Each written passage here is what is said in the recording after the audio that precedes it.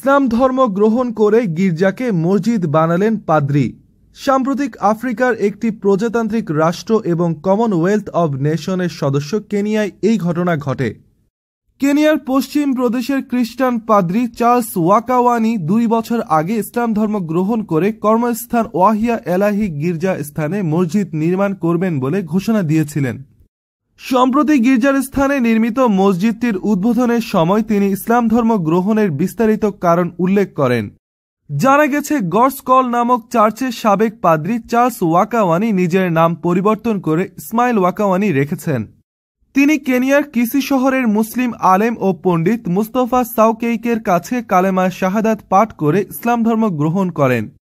কেনিয়ায় অবস্থিত ইরানি কালচারাল সেন্টারের বরাতে জানা গেছে, দীর্ঘদিন ধরে ওয়াহিয়া এলাহি নামক গির্জায় খ্রিস্টানরা তাদের ইবাদত করত, কিন্তু বর্তমানে সব খ্রিস্টান পূর্ণার্থী ইসলাম ধর্ম গ্রহণ করায় গির্জাটি মসজিদে পরিবর্তন করা হয়েছে।